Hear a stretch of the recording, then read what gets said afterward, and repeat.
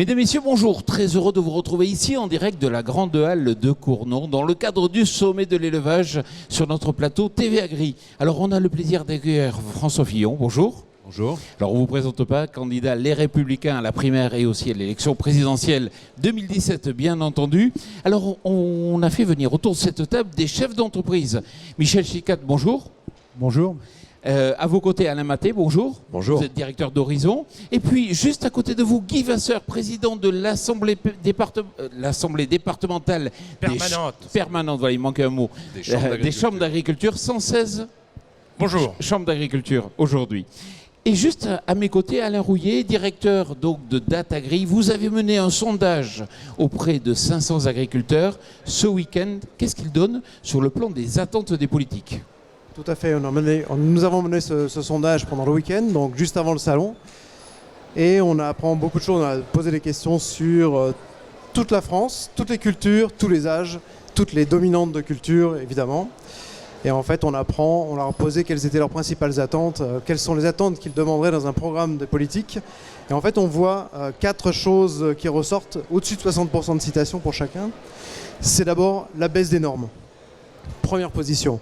Et de façon surprenante, le deuxième poste, c'est le refus des traités transatlantiques, le TAFTA. Ensuite, on retrouve l'augmentation des régulations. Et enfin, à peu près au même niveau aussi, c'est la place des agriculteurs dans la société et la place de l'agriculture dans l'économie française. Alors, on parle beaucoup d'interaction avec des débats grand public, les migrants par exemple, la sécurité. Est-ce que c'est des sujets qui reviennent aussi dans les préoccupations des agriculteurs ? Alors, les agriculteurs sont aussi des citoyens, on leur a aussi posé la question. Effectivement, pour 58% d'entre eux, ce sont des facteurs décisifs pour le choix du candidat, de la personne pour laquelle ils vont voter, que ce soit pour les questions sécuritaires ou migratoires, d'ailleurs avec un avantage pour le migratoire, où il y a plus d'attentes, et encore plus quand il s'agit des grandes cultures.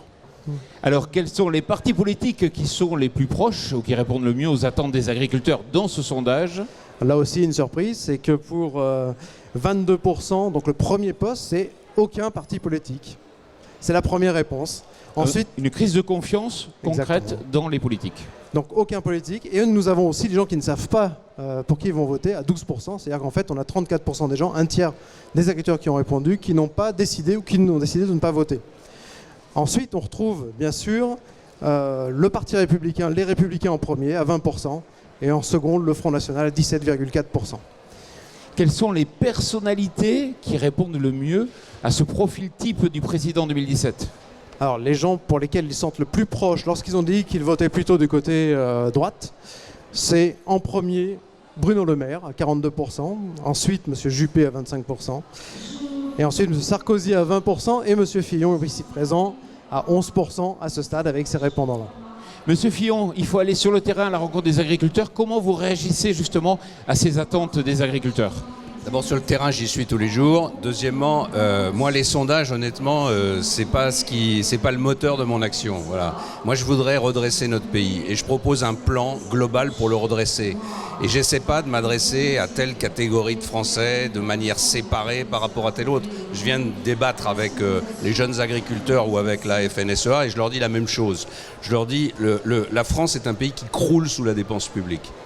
Il y a 57% de toute la richesse nationale qui est absorbée par la dépense publique. Vous pouvez toujours avoir des hommes politiques qui vous proposent des solutions spécifiques pour l'agriculture. Ils ne régleront rien tant qu'ils n'auront pas réglé la question fondamentale qui est comment on baisse le niveau de dépense publique pour ensuite baisser les charges, pour baisser aussi la bureaucratie qui pèse sur l'agriculture, qui explique les normes qui s'abattent sur elle. Et voilà, c'est le discours que je tiens parce que mon objectif, c'est le redressement national. Et donc, je ne cherche pas à orienter mon discours en fonction des sondages. Voilà. Réponse donnée. Juste face à vous, Michel Chicat. Alors, Michel Chicat est fils d'agriculteur. Il est chef d'entreprise dans le domaine agricole. Vous étiez à fond Sarkozy, vous ? J'étais un grand supporter et je suis aujourd'hui un grand déçu de Sarkozy. Donc, et quand je vous écoute, Monsieur Juppé, je vous prie de m'excuser, mais j'ai l'impression d'entendre encore des discours et des promesses. Et j'attends. Je pense que c'est pas que moi. Je pense que la population agricole, mais comme vous le dites très justement, l'ensemble de la population attend des actes. Et arrêtons de nous faire des discours en disant on dépense trop, il faut faire des économies. Et en plus, les gars, vous allez voir, je vais redresser le pays. Ça, on l'a tous dit, tout le monde l'a dit. Et ça fait, j'ai 48 ans aujourd'hui. Je suis né en politique en 81 quand moi, en tant que fils de paysan, il y a un socialiste qui est arrivé, j'ai l'impression que les Russes arrivaient à la maison le lendemain. Mais et depuis 81, j'entends, on va redresser le pays et on va baisser les dépenses. Et vous allez voir ce que vous allez voir, les gars. Qu'est-ce que vous voulez que je vous propose, qu'on ne le redresse pas? Mais non, mais c'est une bonne réponse, c'est une bonne réponse. Non, mais ce que je veux dire, c'est qu'il y a un moment où il faut... Mais qu'est-ce qu'on fait? Quelles sont les actions concrètes qu'on met en place, Monsieur Juppé, pour mettre... Je m'appelle pas Monsieur Juppé. Pardon. Monsieur Fillon, quelle est la réponse dans ce programme? Je regarde quelle est la situation de notre pays aujourd'hui. Je pense qu'on est au bord du décrochage économique et donc au bord de grandes difficultés sociales. Donc je pense qu'on a besoin d'un choc. Voilà, je pense que l'économie française est à l'arrêt, comme un cœur qui est à l'arrêt, et pour le faire redémarrer, il faut un choc. Et c'est pour ça que je suis aujourd'hui le seul à proposer une politique qui peut paraître un peu trop radicale, qui peut paraître difficile à mettre en œuvre, mais qui est à mon avis la seule qui peut redresser le pays. C'est quoi? C'est liberté de travail. C'est révision de la fiscalité des investissements, du capital, du revenu du capital, parce qu'il n'y a plus d'investissement en France, il n'y a plus d'investissement français. C'est la baisse des charges, que je compense par une augmentation de la TVA. Je sais que ce n'est pas forcément extrêmement populaire, mais moi je veux que le travail ne finance plus la protection sociale, mais que ce soit la consommation qui finance la protection sociale. Et enfin, je propose un plan de réduction de la dépense publique de 100 milliards, que j'ai chiffré, que j'ai mis sur la table, qui passe notamment par l'augmentation du temps de travail de l'ensemble des fonctionnaires. Voilà. Là aussi, ce n'est pas une solution facile, c'est la preuve que je ne suis pas dans la démagogie. Il y a beaucoup de gens qui me disent qu'on n'arrivera pas à augmenter le temps de travail des fonctionnaires, mais moi je dis que si on ne travaille pas un tout petit peu plus et si on ne dépense pas un peu moins, il n'y a aucune chance de redresser le pays. Et j'ajoute que quand on voit des hommes et des femmes qui travaillent 70 heures ou 80 heures par semaine et qui n'ont pas de revenus à la fin du mois, on se dit quand même que le secteur public pourrait travailler quelques heures de plus pour assurer le redressement national. Voilà. François Fillon, face à vous, Alain Maté, chef d'entreprise dans le domaine des nouvelles technologies et de l'agriculture, votre question ou votre demande? Ok, monsieur Fillon, excusez-moi, j'ai un peu ma voix un peu cassée.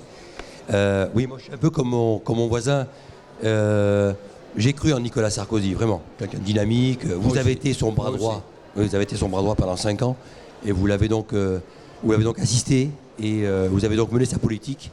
Et aujourd'hui, c'est clair que je suis comme beaucoup de Français, même si je suis chef d'entreprise.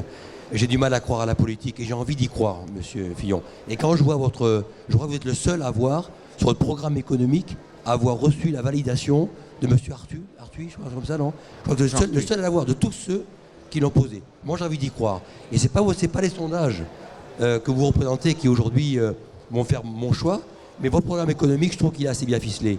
J'ai envie d'y croire, monsieur Fillon, mais faites-nous croire en vous. Faites croire aux Français à la politique et on vous suivra. Je vous le certifie. On a besoin de changement. Et je pense que beaucoup de Français ont besoin et croient en la politique. Mais ils ont besoin d'avoir quelqu'un qui va leur faire croire et aimer la politique et le redressement de la France. Et notamment, nous, dans les entreprises, on croule sous les charges, on croule sur les aides qu'on devrait avoir. Et c'est très compliqué le maillage pour avoir des aides au retour à l'emploi, pour employer des gens. C'est très complexe. On a besoin de simplicité. On a besoin aussi de simplifier lorsqu'on est comme moi, appartenant à un groupe allemand, pour les homologations de produits. C'est très lourd. Il faut qu'on fasse 2 voire 3 homologations quand on veut changer de pays. C'est dommage. On a aujourd'hui des capacités technologiques, on propose des solutions, mais c'est compliqué pour les mettre en œuvre. Aidez-nous à passer ce cap, aidez-nous à croire à la politique et on vous suivra, monsieur Fillon. François Fillon. Oui, je voudrais illustrer votre propos avec 2 engagements que j'ai pris dans mon programme.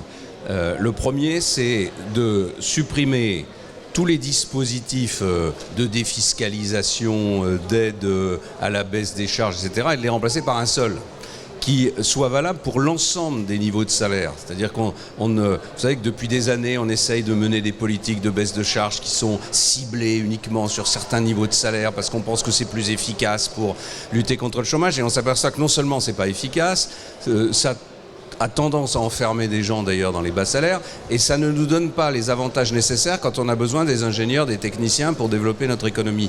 Donc moi je veux supprimer tout ça et le remplacer par une baisse générale de charges uniforme.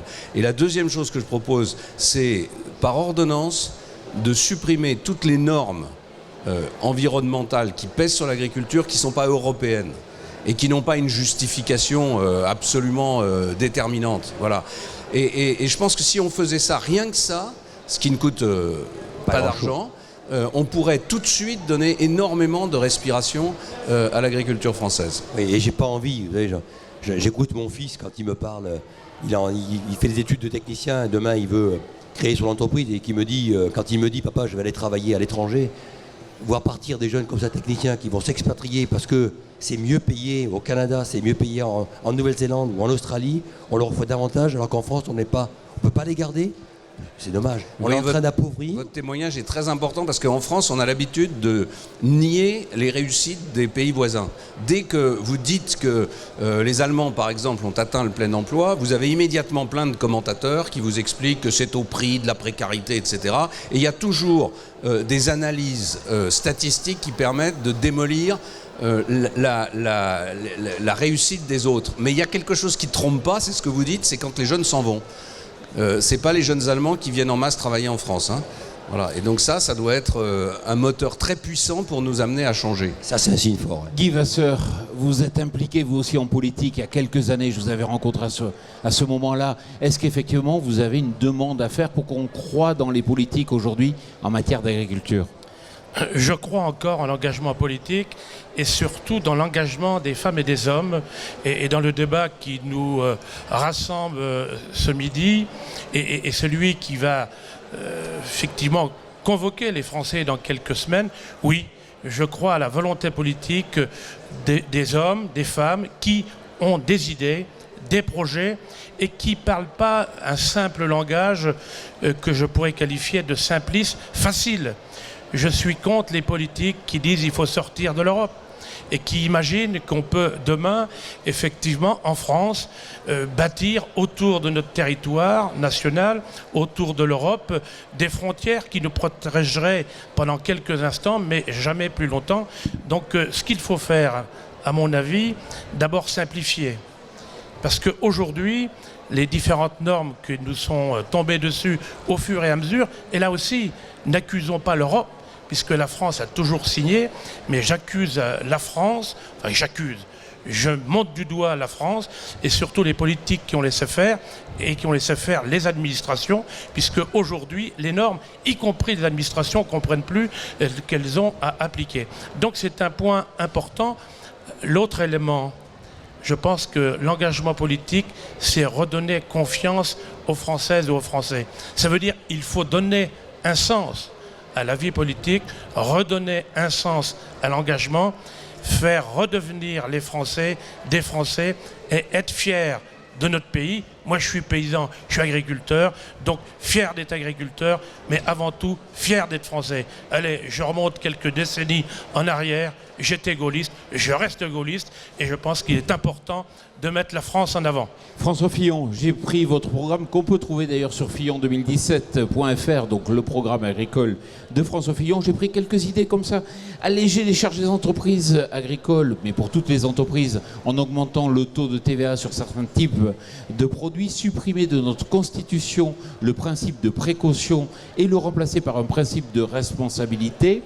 Trouver un mécanisme pour faire lisser quelque part le revenu d'une année sur l'autre, ça c'est une des mesures. C'est le compte, un compte qui permet de provisionner sans limite fiscale pour les aléas climatiques et les aléas économiques. Ce que demande la profession agricole depuis des années, mais qui n'a jamais été fait par Bercy. Et on voit bien que si on n'y est pas arrivé jusqu'à maintenant, c'est parce qu'il y a une sorte de... Comme on est un pays qui court sans arrêt derrière les 3 derniers sous pour boucler le budget. Au fait, on est exactement comme un ménage en surendettement. Un ménage en surendettement, il ne peut jamais prendre des bonnes décisions. Parce qu'il est sans arrêt en train d'essayer de boucher le trou qui est le plus immédiat. Et donc il faut arrêter de se laisser enfermer dans cette situation. Et donc il faut prendre des décisions radicales. Je propose de supprimer 500 000 emplois publics en 5 ans. On me dit c'est pas possible. Bah si, c'est possible parce que si on le fait pas, un jour, c'est nos banquiers qui vont nous obliger à le faire parce qu'à force d'emprunter de l'argent pour payer des salaires, on va finir vraiment par se cracher. Et là, il faut limiter les fonctionnaires. Oui, et en plus c'est nécessaire. C'est pas les personnes qui sont en cause. Hein. Les personnes, elles font leur métier. C'est le poids de cette puissance publique sur le secteur privé. Il y a de moins en moins de gens qui soignent des malades et il y a de plus en plus de gens qui administrent la santé.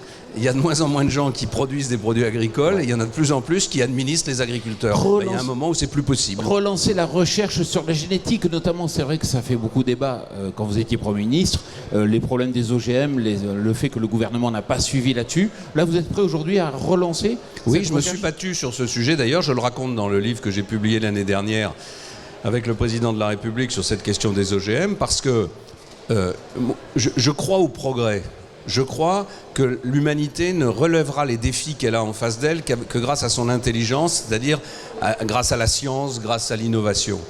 Alors, et bien sûr, il faut regarder ensuite, découverte par découverte, celles qui sont bonnes et celles qui sont mauvaises. Mais on ne peut pas s'interdire de chercher. Or, dans la loi, dans le Grenelle de l'environnement, on a passé un deal, au fond, avec les écologistes, qui était le suivant. On continue le nucléaire, mais on arrête les OGM. Voilà, je simplifie un peu les choses. Mais c'était bien le patron. Oui, oui, mais je me suis battu, mais il y a des arbitrages quand même. Il y a un président de la République aussi. Et je le raconte dans mon livre. Je ne dis pas que je suis favorable à toutes les manipulations génétiques. J'ai pas dit ça du tout. Mais je ne peux pas accepter qu'on arrête les recherches. Voilà. Ni sur les OGM, ni sur les gaz de schiste, ni sur quoi que ce soit. La recherche scientifique, elle doit aller de l'avant. Et ensuite, on doit évaluer ces résultats et les mettre en œuvre quand on en a besoin. Allez, Mathé. Notamment si on veut rester compétitif au niveau du monde, parce que on parle là de la map monde, hein. On ne va pas laisser d'autres pays comme les États-Unis, etc., faire ces recherches-là, s'implanter ailleurs. C'est ce qu'on fait aujourd'hui. On ne peut pas le faire. Donc, je suis d'accord. Et puis, abroger par ordonnance toutes les normes ajoutées au texte européen. C'est vrai que tout à l'heure. On a été très très loin là-dessus. Pourquoi on a été si loin? D'abord parce qu'on a une administration brillante. Ensuite parce que je pense qu'on a laissé trop on a donné trop d'importance à une forme de lobby qui est le lobby écologiste. Ils ont leur mot à dire, ils font partie du débat, mais ils n'ont pas la vérité révélée. Et quand je fais l'autocritique de mon propre gouvernement, je dis que dans le Grenelle de l'environnement, l'intention de départ était bonne, c'était de dire au fond on met autour de la table tous les acteurs pour qu'ils s'entendent, sauf que cet accord est biaisé parce qu'il y a des acteurs qui ont fait des compromis, les agriculteurs par exemple, et il y a des acteurs, les écologistes, qui non seulement ne font pas de compromis, mais une fois qu'ils ont empoché un accord, ils reprennent le combat pour aller plus loin. Donc cette affaire de Grenelle, d'une certaine façon, à cause de ce déséquilibre, doit être revue. Michel Chicat, Alain Mathé, Alain Rouillet, Guy Vasseur et puis François Fillon, merci beaucoup d'avoir participé à cette émission sur le plateau TV Agri.